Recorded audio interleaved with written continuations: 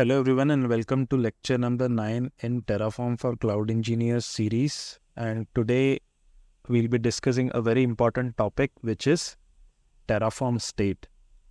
And let's get started. So let me open up my Paint window real quick.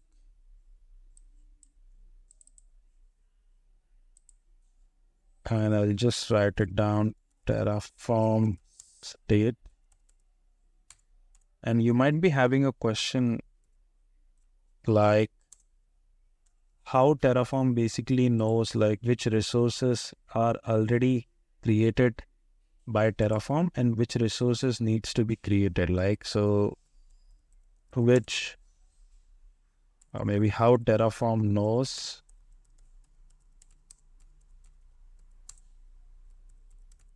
which resources is already created and which resources needs to be created. Yeah, you might be having this question in your mind because we have created so many resources previously and wherein we have deleted, updated them. And if we try to create a duplicate resource, by any chance we get no infrastructure changes. So how Terraform knows that resources already exist or resources not there and which resource to create and perform the other actions as such.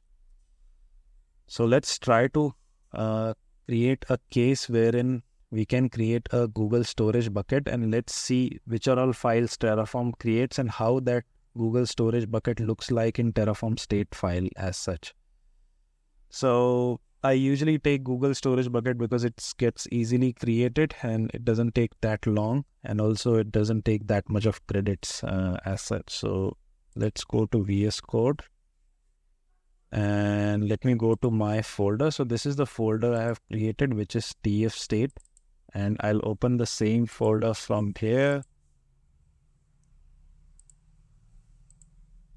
Okay, we are already into that. And if you see, I've just created this main.tf file and let's try and copy the code for Google storage bucket. If I go to Google real quick, GCP Google storage bucket Terraform. Let's open the Terraform registry page. And if we go over here, we can see an example of this. And I think if we go down, okay, this is the simplest one. Let me copy this. And if you see the argument reference for this Google storage bucket resource, you'll get to know only name is the required field and location is the required field. Rest are optional, if you could see over here. Yeah. So we'll just provide those two fields as an argument and we don't need the rest. We'll keep the default as such. So if I go over here, paste my code, and today you will get to know about this resource name, which is specifically used for Terraform. So I'm just giving this as GCS storage TF1. Yeah, you can give any name as such, but this resource type is fixed. It should be Google storage bucket. If you want to Google _ storage _ bucket, if you want to create a bucket in GCP, this is the block name, which should be starting off with resource. And these are the curly braces, open and close. And as we have seen, only name and the locations are the two arguments which is needed. So we'll just keep these two, name and location, and I'll remove these other which are not needed for us. So name we can give like Terraform with GCP -bucket -1. Location, it's fine. US is fine. Not an issue. And if I go to my Google Cloud Console real quick, so that I can show you there are no buckets in place. Let me just put my password. So I'm just logging in into my GCP console, and we'll go to the buckets, cloud storage and buckets. Let me select a project first.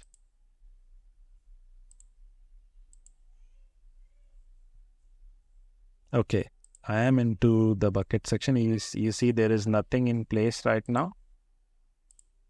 And if I go over here, save this code, as we have created a new folder, which is Terraform State, right? Which is this folder. And we don't see the .terraform or any plugins over here. So we have to initialize the plugins. I'll just say Terraform init, and just notice on this folder what is happening. Yeah.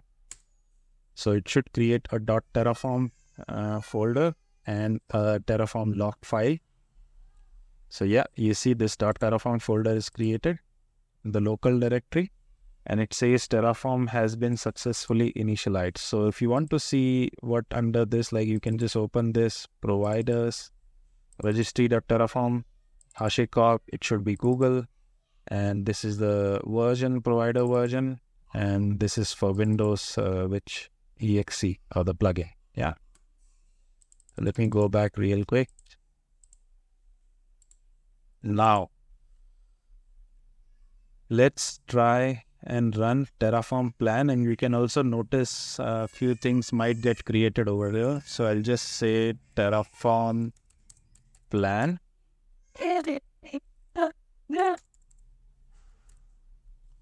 Let me do one thing. Let me do CLS so that it comes up.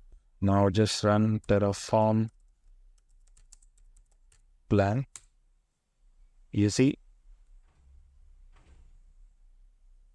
So this shows the plan as such, and this shows Terraform will perform following actions. It's a create action. This is the resource, Google Storage bucket, and this is the resource name, and this is not the bucket name as such, but the resource name. And few other things we see known after apply, and this is the name which we have given to our bucket. So you see, so this or this is not the bucket name. This is just the resource name. And in the previous lecture, I have mentioned like you'll get to know the importance for this resource name as such. This is for Terraform, and we'll see this in the state file, what actually and why Terraform need this resource name as such, which can be anything. But this is our bucket name. Yeah. So it says plan 1 to add, 0 to change, and 0 to destroy. If I just run Terraform apply, and I'm just using auto approve so that I don't get that prompt of yes and all these things. So it says creating. Yeah, it's done. 1 is added, 0 changed and destroyed. So if you go to our console and hit a refresh, we see our bucket is created over here. And if you see the folder structure over here, if you see this file is added now, terraform.tf state, let's see what exactly this file contains as such. Yeah. So as you remember, we have discussed like this TF state file basically stores the infrastructure in Terraform. Yeah. Which is having an extension of .tf state. And it is like your Terraform state file is equivalent to your real world infrastructure provider configuration. And also when it got created, you might have noticed it got created once we run the Terraform apply command. So this is very important. The state file gets created once you run the Terraform apply command. Yeah. And we have also seen Terraform uses this state file to compare the desired state to the real world.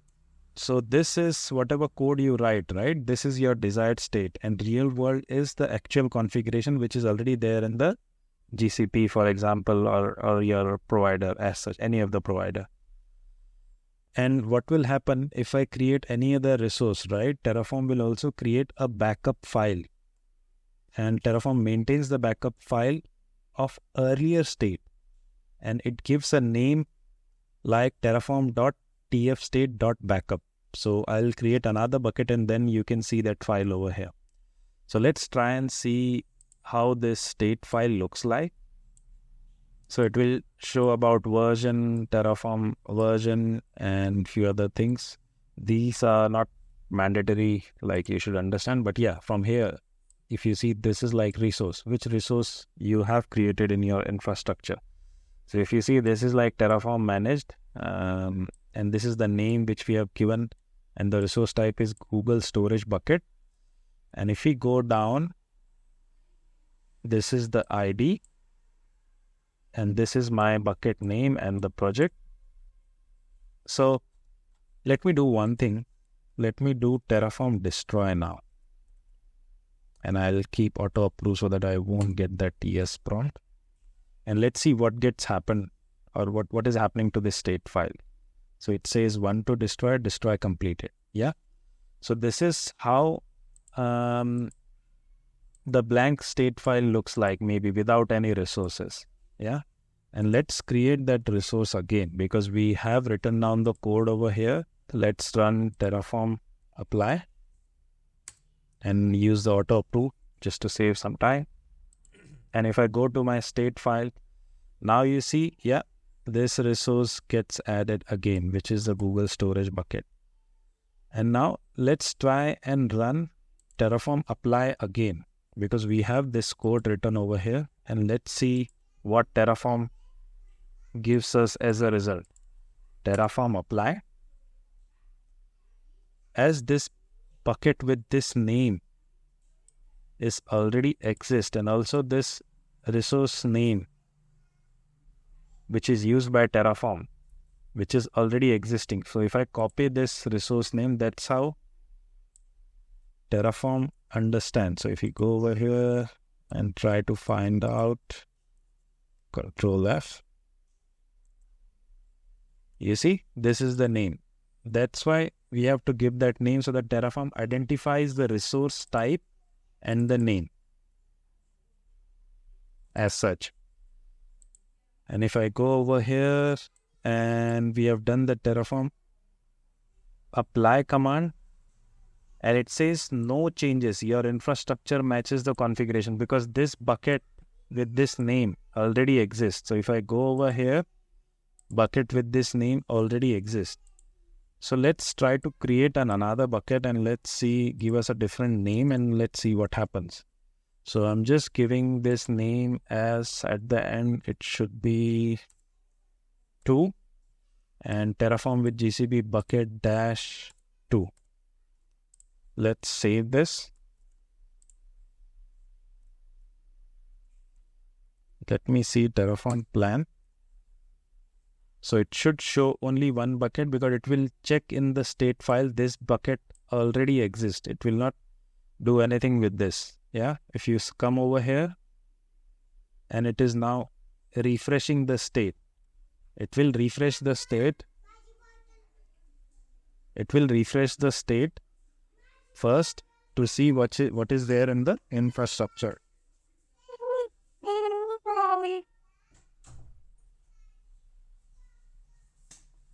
And now it will just create this, because it has already checked in the state file that this bucket already exists. And now it will only create this new one, which is 2 at the end. And if I just say Terraform apply and just monitor this state file now. Previously, it was just having around 47 to 48 lines of code. Now you see another resource is added, which is Google Storage Bucket, and name is ending with 2. If you see over here, and this is also ending with 2. Yeah, and that's how your configuration information gets stored in the state file. I hope this has helped you to understand what exactly the Terraform state file does and the significance of the same. And if I just try to change anything over here, right? If we just do like, if we just change the name maybe like 4. If I just save this file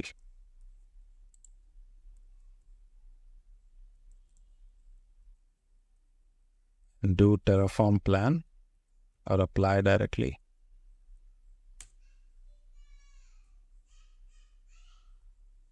you see it will first refresh the state. It will just check everything is there for these two, and now it will say plus minus destroy and then create replacement. Google storage bucket dot GCS store, now whichever name which we have given, must be replaced. And what we have done, the changes over here is in the name. So where it is exactly? Yeah, over here, name. Forces replacement. And if I say yes, it will change the name. And also, you see that new name will be there in the, over here in the state file. And if you don't want to go over here all the time and check the state from here, you can also use a command like Terraform